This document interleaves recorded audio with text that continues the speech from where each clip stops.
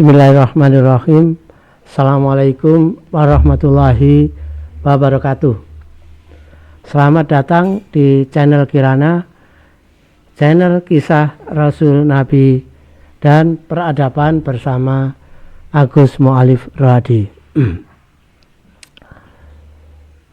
Kisah sebelumnya kita telah mengisahkan akhirnya Sanherib mati juga, ya.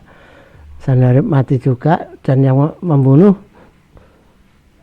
adalah dua anaknya yang bersekongkol, tapi setelah membunuh kemudian berebut, ya. Setelah membunuh bapaknya, dua anak itu berebut dan yang muda yang menang. Kemudian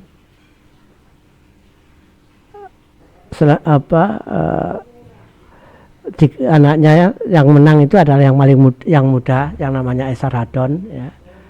Esarhaddon berbeda dengan bapaknya, ya. Jadi terhadap negara taklukan itu tidak memperlakukan seperti negara taklukan, tapi lebih pada negara persekutuan, meskipun yang memimpin adalah Esarhaddon, ya. Kemudian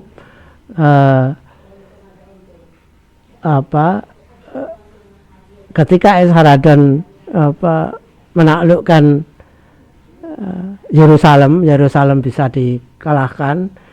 Pada saat itu Manasye raja Yerusalem itu raja yang murtad, ya. Ketika dipenjarakan di Babilonia kemudian bertobat, dan akhirnya malah justru karena pertobatan itu Allah menolongnya, dan Esarhaddon yang juga tidak mampu mencari raja yang bisa menggantikan Manasye, akhirnya Manasye dibebaskan dan dengan perjanjian menjadi negara taklukan Assyria, ya. Manasye kemudian karena bertobat terus melakukan perubahan besar-besaran di negerinya. Berhala-berhalanya ditumbangkan, Haikal Sulaiman dibersihkan, tempat-tempat pengorbanan pada berhala dihancurkan, ya. Sehingga mesbah pengorbanan juga telah dikembalikan kepada Haikal Sulaiman. Esarhaddon bisa mengembangkan wilayahnya bukan hanya di timur, di timurnya di wilayah Babilonia dan Elam, tapi juga akhirnya bisa menaklukkan Mesir, menempatkan Neko, ya, menempatkan Neko sebagai raja di Mesir. Tapi kemudian ketika Esarhaddon tiba-tiba meninggal mendadak, kemudian Mesir melakukan pemberontakan yang dilakukan raja yang lari di selatan namanya Tiaraka, tapi kemudian pengganti Esarhaddon anaknya yaitu Asurbanipal akhirnya juga dapat mengalahkan Tirhakah lagi dan merebut Mesir lagi, dan kemudian menempatkan Psammetikus, ya. Psammetikus anak Necho sebagai raja Mesir, yang sekaligus juga menandai pergantian dinasti Fir'aun, karena Psammetikus ini anak Necho ini sama sekali tidak ada hubungan dengan dinasti Fir'aun sebelumnya, ya. Jadi Psammetikus atau Psamtik ini kemudian disebut sebagai pendiri dinasti Fir'aun ke-26 yang dikenal dengan dinasti Sake, ya. Itulah kemarin kisah sebelumnya. Kemudian kita lanjutkan, ya. Ini kemarin sudah jelaskan peta wilayah kekuasaan Assyria. Kita lanjutkan tentang kita masuk ke sedikit kisah Mesir yang belum bangkit, dan saat itu Fir'aun yang menjadi Fir'aun itu adalah bukan orang Mesir tapi orang Assyria, yaitu yang namanya Psammetikus ya. Mohon maaf, orang yang diangkat oleh Raja Assyria ya. Meskipun Psammetikus ini didoktrin di Ninive sebagai orang Assyria, tapi Psammetikus tetaplah keturunan Mesir meskipun tidak ada hubungan dinasti dengan Fir'aun sebelumnya ya. Tidak ada hubungan dinasti, sehingga dia adalah pendiri dinasti ke-26 Mesir ya, yang dikenal dengan dinasti Sake. Ya, Psammetikus tetaplah orang Mesir ya, meskipun telah lama diindoktrinasi di Niniwe sebagai orang taklukan. Lambat laun Psammetikus juga menunjukkan bahwa dirinya adalah pewaris Imperium Mesir ya, pewaris kerajaan besar ya, bekas kerajaan besar ya. Ia berbelok pelan-pelan dengan cara mengurangi sedikit demi sedikit tata cara Assyria dalam pemerintahannya ya. Setelah lebih dari 5 tahun menjadi Raja Mesir, ketika mulai merasa kuat pada tahun 658 sebelum Masehi, dia mengirim utusan rahasia kepada Raja Gyges, Raja wilayah Lydia ya, untuk membangun kekuatan bersama melawan Assyria. Jadi Lydia ini di baratnya Assyria ya, wilayah di baratnya Assyria. Gyges menanggapi positif surat tersebut karena dengan adanya surat itu menunjukkan adanya kekurangan kekuatan kerajaan Assyria. Jadi ada bagian kekuatan Assyria yang diam-diam diam-diam memberontak tapi tidak melakukan pemberontakan fisik ya, belum melakukan pemberontakan fisik karena merasa belum kuat untuk melawan Assyria. Setelah mendapatkan sekutu ya, kemudian Psammetikus berani menyerang garnison Assyria, jadi menyerang garnison Assyria di wilayah Datanil ya, dan memukul mundur pasukan Assyria hingga ke wilayah Kan'an kuno ya, ke wilayah Baitul Maqdis ya. Memukul mundur ke wilayah bekas kerajaan Israel Samaria ya. Karena kalau Yudea kan masih ada rajanya ya, jadi Assyria mundur ke bekas wilayahnya, ke wilayah taluannya sendiri, yaitu wilayah Samaria, bekas wilayah kerajaan Samaria.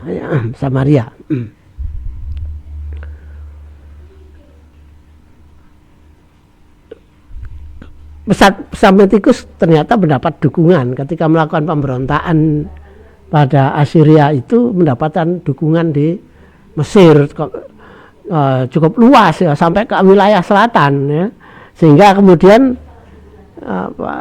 Psammetikus menempatkan anaknya di Tebes. Jadi Tebes itu kan sudah perbatasan dengan wilayah selatan Mesir ya. Jadi kemudian Psammetikus ini menempatkan anaknya di Tebes dan menikahkannya dengan perempuan bangsawan yang paling kuat di Tebes. Jadi kembali lagi bahwa untuk menyatukan wilayah itu melalui perkawinan ya, karena wilayah selatan ini kan selatan Mesir ini kan wilayah kekuasaan Tirhakah ya, wilayah kekuasaan Tirhakah. Terus kemudian tapi rakyat Mesir mendukung Psammetikus. Nah, supaya tidak terjadi konflik, kemudian Psammetikus ini menempatkan anaknya di Tebes dengan dikawinkan dengan bangsawan dari Tebes ya. Psammetikus sendiri memindahkan ibu kota Mesir ke utara, lebih ke utara, yaitu di kota Sais atau Sa el Hagar ya. Memang bapaknya kan dibesarkan di kota Sais ya, Neko kan orang Sais ya. Jadi akhirnya Psammetikus menjadikan kota Sais sebagai ibu kota Mesir ya. Nama lain Sais ini adalah Sa'el Hagar. Sa'el Hagar. Jadi ada nama Hagar di sini ya. Tapi saya tidak tahu apakah ini ada hubungannya dengan Hagar atau Hajar, istri Nabi Ibrahim, ibu Ismail atau tidak, saya tidak mengerti. Tapi kota itu disebut Sa'el Hagar di delta Nil Barat sebagai ibu kota Mesir.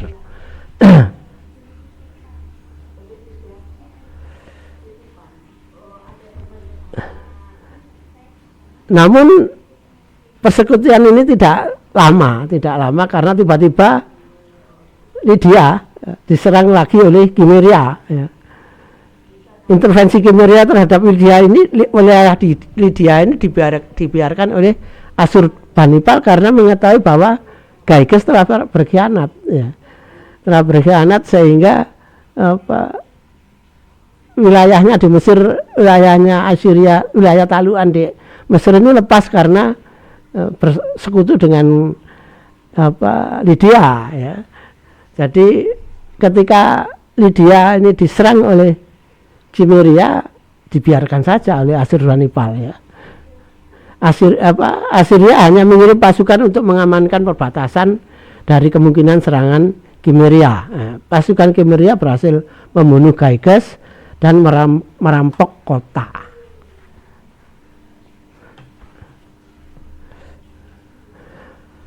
Merampok kota, ibu kota Lydia, yaitu di Sardis.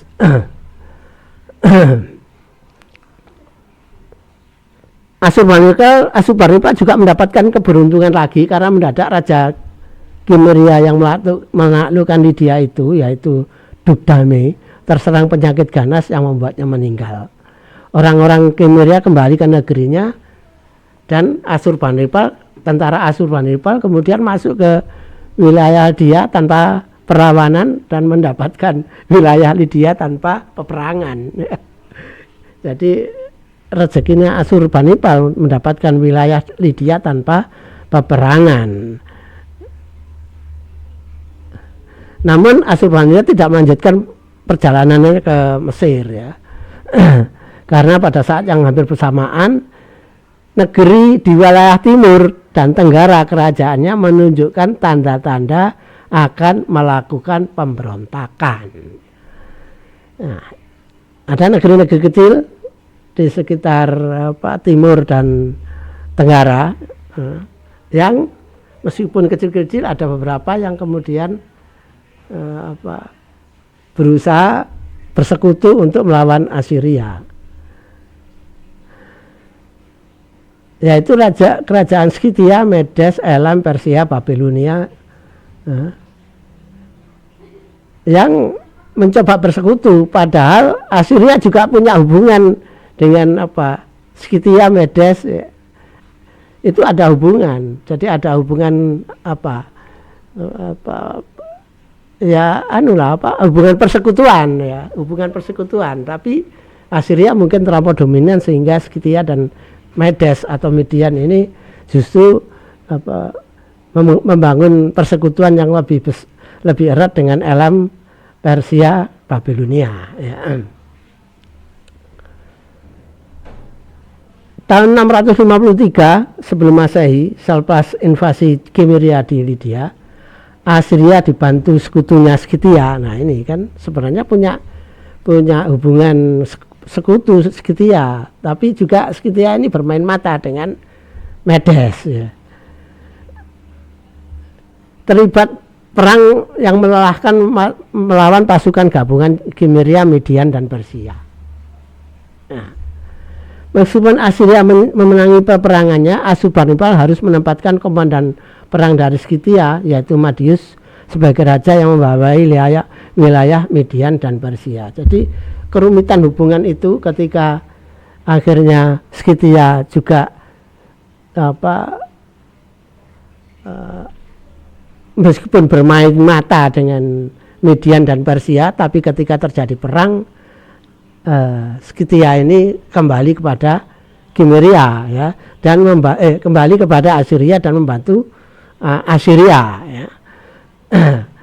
Nah ketika pasukan gabungan Kimeria, Midian dan Persia ini berusaha memerangi Assyria, namun Assyria dapat bantuan dari Skythia, dan Skythia dan dengan mendapatkan bantuan dari Skythia itu kemudian dapat mengalahkan Kimeria, Midian dan Persia.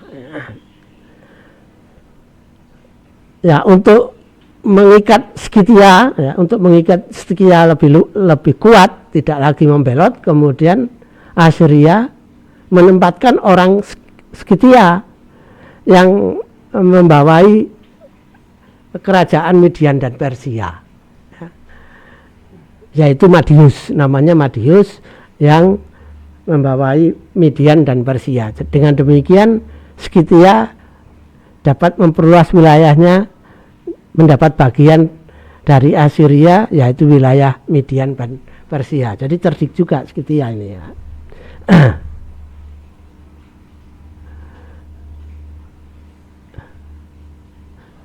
Namun masalah ternyata tidak selesai ya.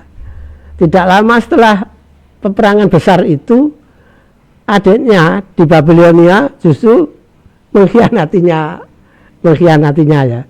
Jadi itulah merasa kurang atau merasa bagaimana ya, padahal ini adiknya sendiri, sama Sumukin yang ditempatkan di Babilonia memberontak bekerja sama dengan bangsa Elam untuk memerdekakan diri dari kekuasaan Assyria. Jadi mau minta bagian yang lepas dari Assyria, ini adiknya ini ya, Samas Sumukin ini ya.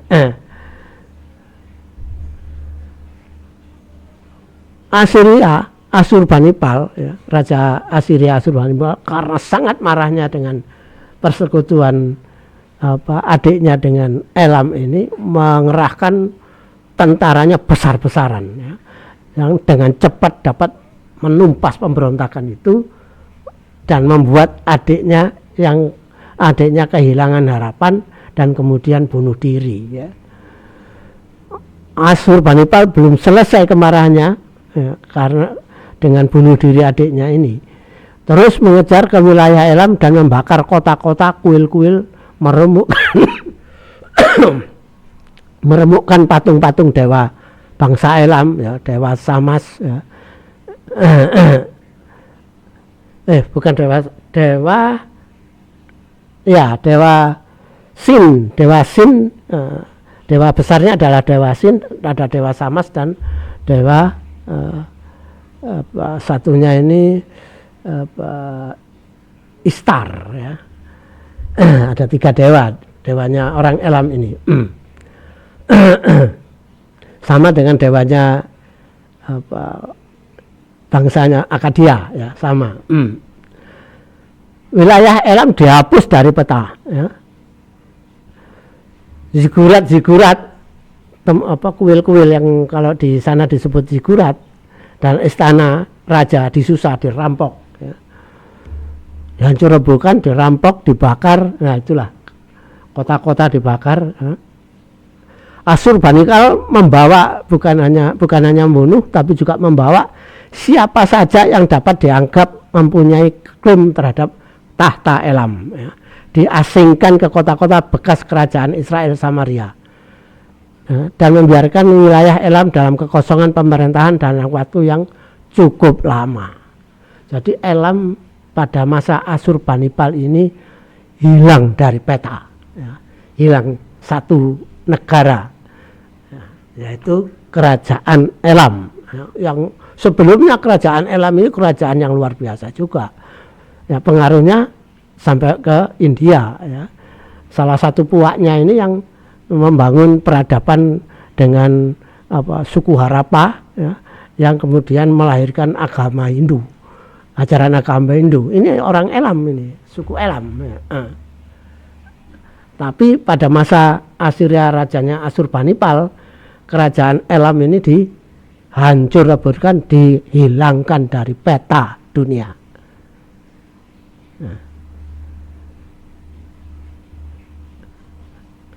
Suatu kerajaan yang luar biasa akhirnya hilang dari peta. kondisi Elam seperti itu memberikan kesempatan pada orang-orang Persia. Nah, ini mulailah tuh muncul bangsa Persia ya, memasuki kota-kota di seluruh wilayah Elam ya. Sebelumnya bangsa Persia ini belum muncul ya, masih suku-suku yang belum dominan ya, masih kalah dengan suku Elam ya. Ketika suku Elam ini terhapus dari peta karena dihancurkan oleh Asurbanipal, kemudian muncullah suku Persia ya. Hal ini dibiarkan saja oleh Asurbanipal. Bahkan ketika ada orang Persia yaitu Teipes mengklaim sebagai raja di kota Ansan, salah satu kota Elam ya. Jadi mengangkat dirinya jadi raja di kota Teipes. Jadi kota kecil, awalnya kota kecil, tapi sudah muncul suku Persia ya. Awal kemunculan suku Persia yaitu di Teipes ini. Ya, pembiaran itu karena Teipes ya, itu berada dalam perlindungan Madius ya. Jadi suku-suku Persia ini menempati wilayah Elam, menempati kota-kota Elam, dan bahkan menjadi raja di salah satu kota di Teipes ya. Tapi dalam perlindungan Madius, Raja Skythia ya, sekutu Assyria, sehingga dibiarkan saja oleh Asurbanipal. Madius otomatis mengambil upah dari Teipes ya, mengambil upah dari Ansan untuk membayar upeti ke Assyria ya, supaya tidak diserang Assyria ya, jadi harus bayar upeti. Peristiwa ini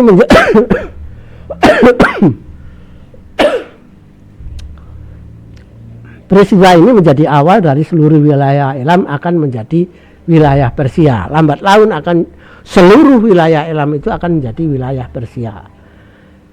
Dimulai dari kota Ansan, Teipes mulai membangun identitas Persia, mulai dari cara berpakaian. Muncullah suku Persia ya. Meskipun masih kecil, masih dalam perlindungan kota kota Skythia ya, masih dalam perlindungan kerajaan Skythia ya. Teipes sendiri hanya menjadi raja di Ansan sekitar 3 tahun, kemudian meninggal dan digantikan oleh anaknya yang bernama Cyrus atau Kores ya. Sebuah nama yang beberapa ratus tahun kemudian akan dipakai sebagai nama dari salah seorang keturunannya yang menjadi raja Persia yang sangat terkenal. Jadi nama pengganti Teipes itu adalah Cyrus. Beberapa ratus kemudian setelah dia meninggal, namanya dipakai ya, dipakai oleh keturunannya, dan keturunannya ini menjadi raja besar Persia ya. Ketika menjadi raja besar Persia, nah, sudah itu sejak saat itu Persia memang menjadi kerajaan yang besar nanti, tapi ya belum, sekarang ini belum.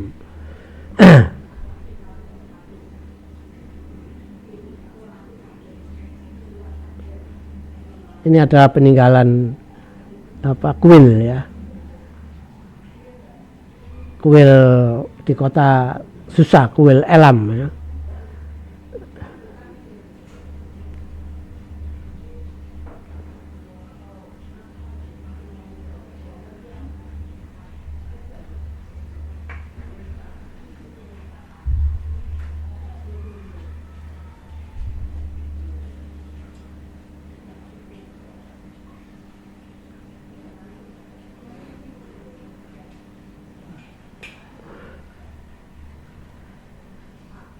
Di Yudea ya, di Yudea ya, karena kerajaan kecil, ketika kerajaan besar sedang sibuk saling berebut kekuasaan,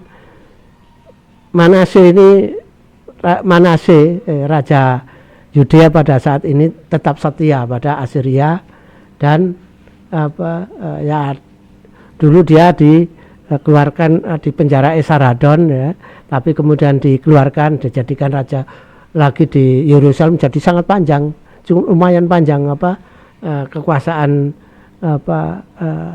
Manasye ini, ketika kerajaan-kerajaan besar di sekelilingnya saling berebut kekuasaan, Yudea ini lepas dari perhatian ya. Sampai kemudian Manasye meninggal dan digantikan oleh anaknya yang bernama Amon bin Manasye. Bagaimana kisah Amon bin Manasye ini? Kitab 2 Raja-Raja pasal 21 ayat 19 sampai 26 mengisahkan bahwa Amon bin Manasye ternyata menjalani hidup dalam kemurtatan. Jadi Yudea ini sudah beberapa kali rajanya murtad ya. Manasye sebenarnya murtad tapi kemudian taubat. Ternyata anaknya ini si Amon bin Manasye murtad juga, menjadi raja yang murtad.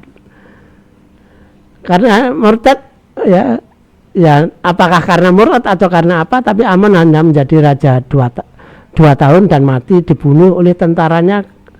Ya karena kemurtadannya itu juga, sangat mungkin karena kemurtadannya itu ya. Karena ketika Raja Yudea murtad, Yudea selalu diserbu oleh kerajaan yang kuat-kuat itu. Akhirnya ada pemberontakan yang dilakukan oleh tentaranya Yudea sendiri. Amon dibunuh.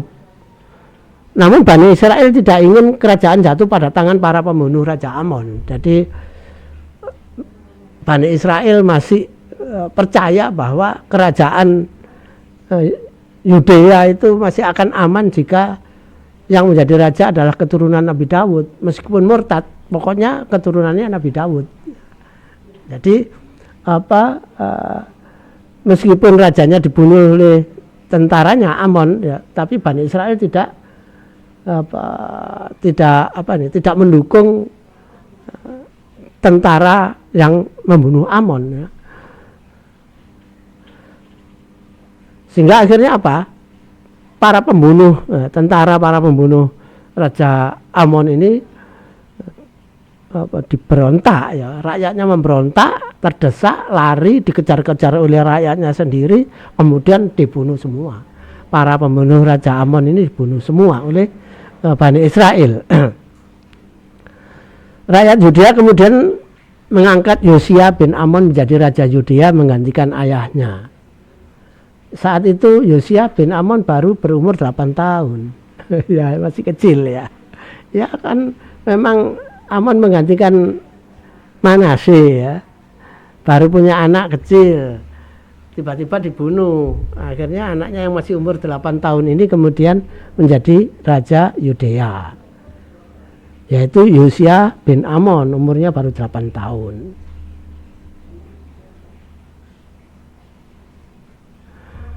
Nah, Yosia ini mengetahui riwayat raja-raja kakeknya, bapaknya, buyutnya ya. Kitab 2 Raja-Raja pasal 22 ayat 1 sampai 20, pasal 23 ayat 1 sampai 30. Jadi saya merangkum 50 ayat ini ya. Mengkisahkan bahwa Yosia melakukan peribadatan seperti yang dilakukan Hizkia. Jadi Hizkia ini sudah di atas buyut itu ya. Terhadap Yosia. Ketika sudah dewasa, Yosia merenovasi Haikal Sulaiman yang sudah sangat tua. Ketika proses pembangunan renovasi itu, Imam Haikal Sulaiman, namanya Hilkia, mengambil kitab Taurat Musa dari tempat penyimpanannya. Jadi sudah lama sekali, bukan hanya sudah lewat 7 tahunan ya. Sudah lama sekali karena kemurtatan rajanya. Bahkan Haikal Sulaiman pernah ditempati berhala, dan baru pada masa Yosia ketika sudah dewasa, jadi mungkin sudah 10 tahun ketika Yosia jadi raja, ini Imam Haikal Sulaiman yaitu Hilkia mengambil kitab Taurat Musa dari tempat penyimpanannya, dari tabutnya, ya, dikeluarkan dari tabutnya. Sudah puluhan tahun, mungkin ratus tahun kitab Taurat tidak dibacakan kepada Bani Israel, sudah sangat lama sekali ya. Taurat ini oleh Imam Hilkiah kemudian ditunjukkan kepada Raja Yosia yang kemudian ingin mendengarkan pembacaan kitab Taurat itu. Maka dibacalah oleh Imam Hilkiah kitab Taurat itu. Ketika Yosia mendengar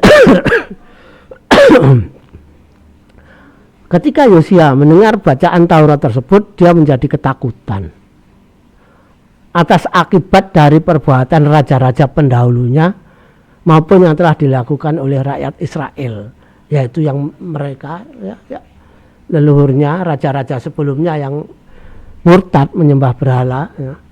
Dan termasuk banyak rakyat Israel Yudea yang juga menyembah berhala, dan juga dia sudah tahu riwayat bagaimana Samaria, menjadi sangat ketakutan ya.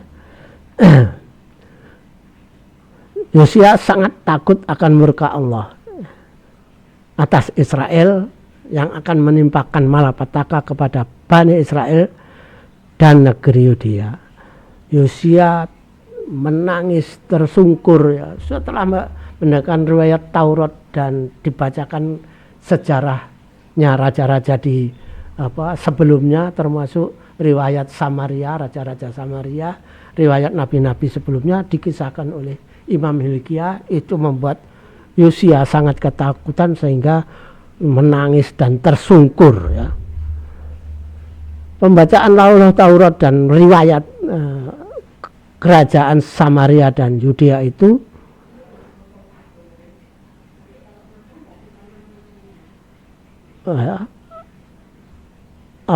berakibat sangat besar pada jiwa Yosia ya.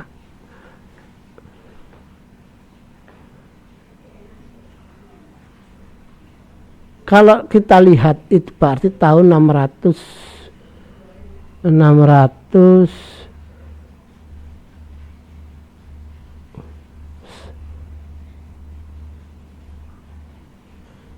sekitar tahun 650 sebelum Masehi ya.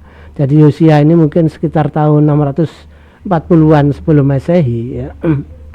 Maka kalau dihitung dari Nabi Sulaiman ya sudah berapa ratus tahun ya. Ya 400 600 ya 300 tahun lebih ya. Sudah 300 tahun lebih kalau dihitung dari Nabi Sulaiman ya.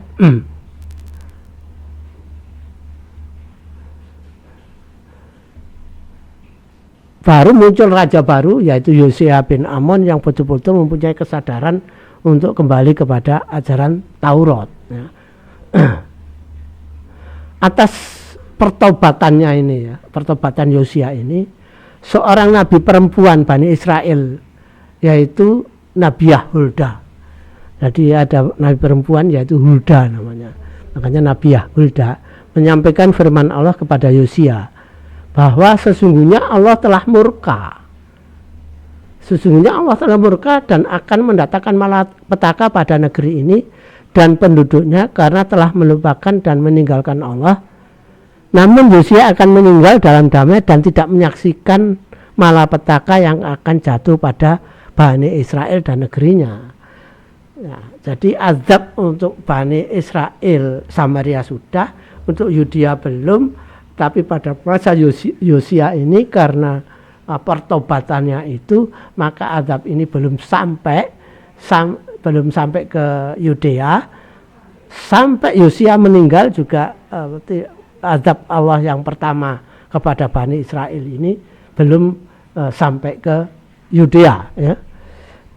Tapi sudah disampaikan bahwa memang Allah sudah murka dan akan menghukum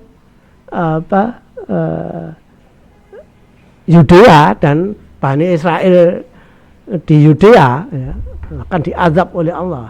Tapi Yosia tidak akan mengalami dan tidak akan menyaksikannya.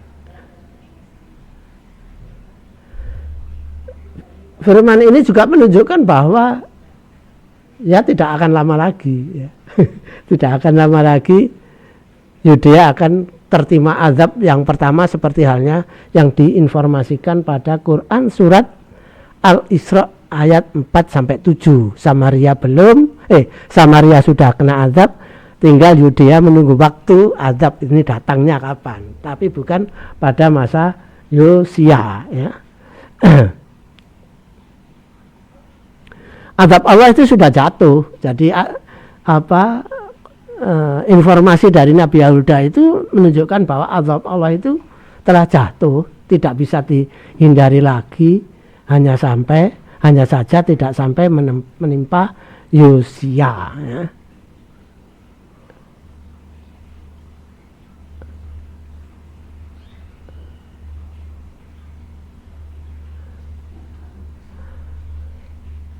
Yosia berusaha sekuat tenaga ya. Yosia berusaha sekuat tenaga membawa Bani Israel bertaubat ya. Dan atas perbuatan mereka selama beratus-ratus tahun itu, pertobatan atas kemurtatan mereka selama beratus-ratus tahun itu ya. Kemudian seluruh tetua suku Bani Israel, para imam dari suku Lewi dan raja-raja kota kerajaan Yudea dipanggil Yosia untuk melakukan pertobatan dan membersihkan seluruh wilayah kerajaan Yudea dari bekas wilayah suku-suku Bani Israel Samaria, dari keberadaan bermacam-macam berhala, termasuk lembu emas ya, batas wilayah yang berupa lembu emas itu, baik yang ada di semua pintu gerbang dan batas wilayah maupun bukit-bukit pengorbanan di semua wilayah kesukuan harus dibersihkan dari berhala ya. Berhala lembu emas yang dibuat pada masa Yerobeam bin Nebat juga dirobohkan dan dihancurkan. Jadi pertobatan yang menyeluruh ini ya, sehingga peninggalan Yerobeam bin Nebat ya, ini juga dirobohkan ya. Berhala-berhala dari suku Ammon dan Moab, yaitu berhala Moloch ya, maupun suku-suku lainnya yang ada di wilayah Bani Israel harus dimusnahkan. Jadi wilayah Bani Israel harus bersih dari berhala dan terafim. Terafim ini berhala keluarga ya. Kalau terafim itu berhala keluarga ya, yaitu peralatan, terafim itu adalah suatu peralatan yang terkait dengan penyembahan berhala. Seluruh peribadatan harus dilakukan sesuai dengan bunyi yang tertulis di dalam kitab Taurat. Jadi setelah pembacaan Taurat itu direformasi total, tidak ada yang boleh tersisa, sampai peribadatan pun harus sesuai dengan yang tertulis di dalam kitab Taurat. Jadi total pertobatannya Yosia ini total, tidak seperti pertobatannya sebelumnya, tidak seperti pertobatannya kakeknya siapa namanya, kok lupa ya, yang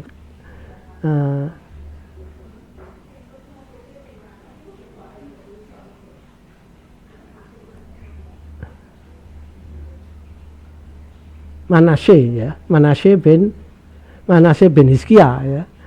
Hizkia juga melakukan pertobatan, tapi pertobatan raja-raja sebelumnya tidak seperti pertobatannya Yosia ya. Yosia ini pertobatannya total ya. Ini adalah gambar bagaimana lembu emas ya, dirobohkan ya. Berhala Assyria, Asyera, berhala Asyera, Ashitoret, Moloch atau Milkom ya, itu ditumbangkan semua. Usai pembersihan berhala tersebut, Yosia memerintahkan kepada seluruh rakyat Israel untuk merayakan Paskah dengan makan roti tidak beragi selama 7 hari. Jadi sudah puluhan tahun, mungkin juga ratus tahun, hari raya Paskah ini juga tidak dilaksanakan oleh Bani Israel ya. Padahal perayaan Paskah adalah perayaan paling utama Bani Israel untuk memperingati keselamatan Bani Israel agar yang keluar dari Mesir itu ya. Jadi hari raya Paskah ini kan hari raya utama untuk memperingati selamatnya anak sulung Israel ketika zaman Fir'aun merentah, yang mereka diperbudak di Mesir, yang kemudian dikeluarkan oleh Nabi Musa itu.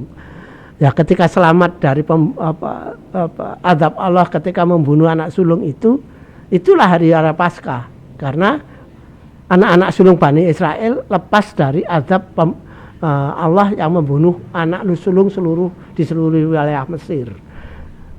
Itulah hari raya Paskah Bani Israel, atau kalau sekarang adalah hari raya Paskah Yahudi, berbeda dengan hari raya Paskahnya Kristen. Tapi hari raya Paskah yang sebenarnya, yang awalnya itu adalah hari raya Paskah Yahudi, ya, kaum Bani Israel, yaitu memperingati keselamatan anak sulung Bani Israel dari azab Allah yang akan membunuh semua anak sulung Mesir. Jadi selamat. Nah, itulah hari raya Paskah, ya. Sudah ratusan tahun tidak dilakukan, pada masa Yosia ini dilakukan lagi hari raya Paskah dengan makan roti yang tidak beragi selama 7 hari, ya.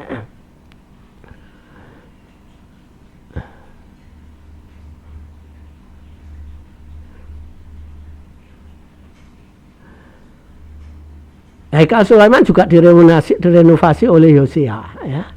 Jadi diperbaiki, ya. Yang rusak-rusak diperbaiki, ya. Alat-alat yang rusak juga diperbaiki. Semua peralatan peribadatan yang ada di dalam Haikal Sulaiman disesuaikan lagi dengan apa yang tercantum di dalam Taurat. Tabut suci yang berisi Taurat dikembalikan lagi di tempatnya semula di ruang paling suci Haikal Sulaiman, yaitu ruang Dafir, ya. Diperbaiki lagi seperti sedia kala. Haikal Sulaiman ini diperbaiki lagi seperti sedia kala.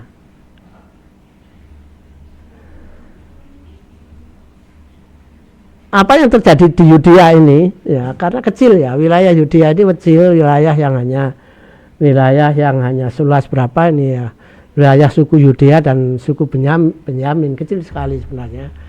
Hanya beberapa kota seperti Yerusalem, terus Hebron, ya.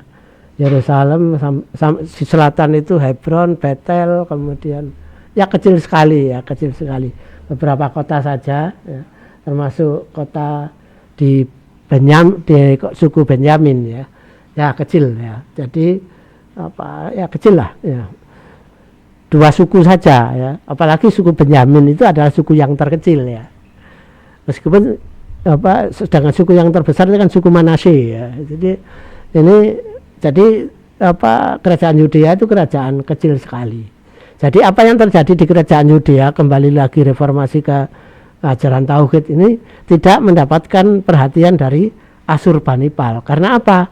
Yosia juga tetap masih membayar upeti kepada Assyria, sehingga apa yang dilakukan Yosia mereformasi kehidupan keagamaannya lagi tidak menjadi perhatiannya Asurbanipal.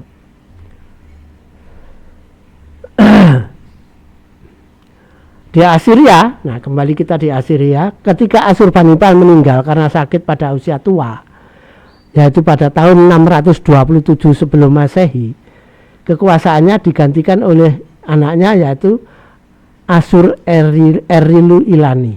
Angel, sulit mengejanya. Asur Erilu Ilani, ya. Asur Erilu Ilani. Digantikan oleh anaknya itu, ya. Namun saudaranya Asur itu, yaitu Sinsum Iskun, yang tidak puas dengan pengangkatan Asur, ya, karena Asur ini keponakannya Sinsum Iskun, ya, yang menganggap Asur ini lemah, kemudian meninggalkan Ninive, ya, pergi ke Babilonia dan mengambil Babilonia, wilayah Babilonia sampai ke selatan, ya, sampai ke wilayah Teluk Persia, itu diambil sendiri oleh oleh Sinsum Iskun. Nama Sin, ya, Sin itu berarti kan dewa Sin, dewa bulan, jadi penyembah Sin ini, ya.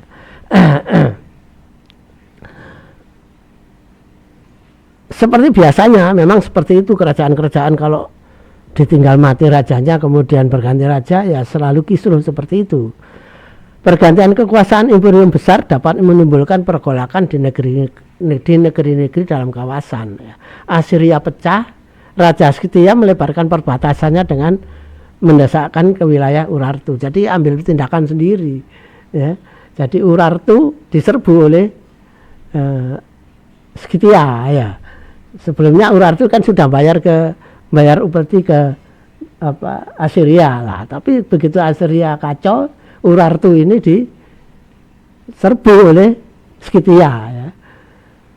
Skythia bahkan tidak hanya merebut Urartu setelah berhasil, ya, malah melambung ke wilayah Mesir melewati wilayah Yudea, ya, menyerbu wilayah Mesir, ya. Namun Psammetichus melakukan penawaran untuk menghindari perang, ya. Jadi ya pasti menyerah si Psammetichus ini, tidak ingin perang, ya karena tidak ingin perang ya harus bayar upeti kan gitu, ya, supaya tidak terjadi perang. Nah, artinya Mesir juga belum betul-betul bangkit sehingga melawan Skythia aja tidak berani, apalagi melawan Assyria, ya. Ya. Jadi ketika Assyria belum berganti raja, ya pasti Mesir tidak berani, ya kan. Apalagi Psammetichus ini yang menjadikannya sebagai raja kan juga Assyria, ya. Jadi ketika Assyria pecah, ya, dan kemudian Skythia memanfaatkan pecahnya Assyria itu kemudian menyerbu Mesir, Mesir ternyata menyerah, ya. Yosia Yudea yang kecil, kerajaan kecil ini juga memanfaatkan situasi kacau tersebut dengan menghancurkan kuil-kuil dan penjambahan Dewa Nabu di wilayahnya. Jadi karena dia dewa utama Assyria itu kan Dewa Nabu, dewanya Sanherib, ya, dewa Assyria pada masa Sanherib. Ini dirobohkan oleh Yosia, ya. Jadi menganggap Assyria dalam keadaan sangat lemah karena terpecah, ya. Kemudian Yosia memanfaatkan itu dengan menghancurkan kuil-kuil Dewa Nabu di wilayahnya. Sedang di Tenggara, kepala suku Kaldea yaitu Nabopolassar. Di Tenggara itu berarti di timurnya Babilonia, ya, di timurnya Babilonia. Kepala suku Kaldea yang ya masih ada kepala suku Kaldea. Jadi meskipun sudah kerajaannya sudah ditumbangkan, ya, tapi sukunya masih ada, ya. Kepala suku Kaldea yaitu Nabopolassar, cucu Merodach Baladan, ya, yang ketika membaca tulisan-tulisan tentang kepahlawanan kakeknya mulai terbakar, ya. Mulai terbakar dengan membaca kisah kakeknya itu yang berkali-kali kalah tapi bangkit, meskipun kemudian meninggal pada usia tua tapi tidak bisa disebut meninggal dibunuh, ya, meninggal biasa, ya. Jadi terbakar oleh kisah riwayat kakeknya yaitu Merodach Baladan, ya. Kemudian Nabopolassar ini mengorganisasi kekuatan suku-suku Kaldea, ya, mengorganisasikan kekuatan suku Kaldea untuk mencari peruntungan merebut Babilonia, ya. Yang rajanya itu adalah tadi Sinsum Iskun itu, ya.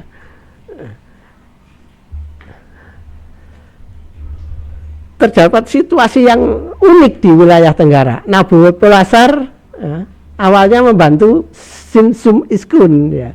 Untuk apa? Karena Sinsum Iskun ini ingin merebut Assyria secara keseluruhan, ingin memerangi saudaranya di Ninive, ya. Ini situasi yang rumit ini, ya. Jadi Nabopolassar membantu Sinsum Iskun bergerak dari Babilonia ke utara berperang untuk merebut Assyria, menaklukkan kota-kota Sumeria. Akhirnya Sinsum Iskun bisa mengalahkan Ashur Erilu Ilani, ya, mengalahkan saudaranya itu. kesibukan Simsum Iskun merebut Assyria dimanfaatkan Nabopolassar merebut kota Babilonia. Jadi setelah membantu Simsum Iskun merebut di Babilonia, Simsum kan kedudukannya di Babilonia. Ya. Ketika ketika Simsum Iskun ini berhasil menaklukkan Ninive, Nabopolassar mengambil alih Babilonia. Jadi dicurilah Babilonia ini dari Simsum Iskun. Ya. Cerdik Nabopolassar ini ya.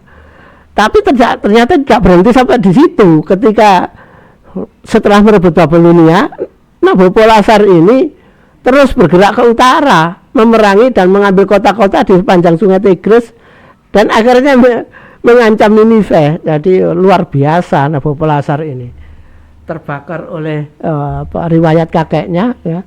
Kemudian Nabopolassar ini bergerak setelah menguasai Babilonia dengan membantu Simsum Iskun, kemudian menguasai Babilonia. Ketika Simsum Iskun merebut Ninive, ganti Nabopolassar bergerak ke utara, mau mengambil Ninive, mau menyerang Ninive. Nabopolassar ketika merebut Babilonia ini kemudian sebelum bergerak ke utara merebut Ninive, dia melakukan persekutuan dengan Median ya, dan orang-orang Persia. Jadi orang-orang Kaldea, orang-orang Persia ini kan dalam satu kawasan ya. Dalam satu kawasan bekas wilayahnya Elam ya. Itu ada di situ ada Persia, ada Kaldea. Terus kemudian juga membangun persekutuan dengan Midian di utaranya wilayah Elam ya. Jadi ada kekuatan Midian, Persia, Kaldea ya, akan menyerbu Assyria. Kerajaan Midian dapat masuk lebih dulu ke Asyur ya, dan segera mengepung Ninive. Namun Ninive dapat bantuan dari Skythia ya, dapat dipimpin rajanya sendiri yaitu Madius, memotong jalur dukungan pasukan Midian sehingga membuat pasukan Midian dan Persia terputus basis kekuatannya. Pada saat yang kritis itu datang pasukan Nabopolassar memerangi Skythia ya, yang membuat pasukan Skythia harus bertempur dalam 2 medan perang, melawan Nabopolassar juga melawan Madius ya, melawan Midian ya. Akhirnya pasukan Skythia dapat dipukul mundur kembali ke wilayahnya oleh pasukan Midian dan Persia. Sedang pasukan Nabopolassar kemudian bergerak memperkuat pasukan Midian dan Persia mengepung Ninive. Ninive sekarang dikepung oleh Persia, Midian dan Kaldea. Nah, tidak membutuhkan waktu lama, benteng dan tembok kota Ninive dapat dirobohkan oleh pasukan Midian, Persia dan Kaldea. Terjadi pembunuhan besar-besaran di Ninive serta harta bendanya dijarah. Assyria sejak saat itu hilang dari peta ya. Ini adalah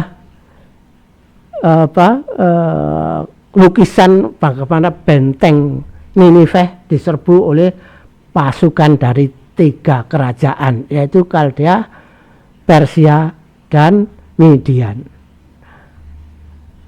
Sedang Raja Assyria Simsum Iskun lari dan mengungsi ke Haran, namun belum sampai ke wilayah yang menjadi tujuan, Simsum Iskun dibunuh oleh kemenakannya yaitu Assur-uballit. Saya kira untuk kali ini cukup sekian ya, jadi sampai pada jatuhnya Assyria, sehingga hilang sejak itu Assyria hilang dari peta ya.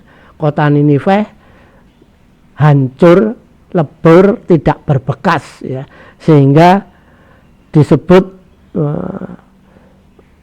jadi ada seorang sejarawan yang satiris dari Yunani yaitu Lucian menggambarkan penghancuran secara tuntas kota Ninive, yaitu Ninive hancur sama sekali sehingga tidak mungkin lagi dikatakan di mana ia pernah berdiri.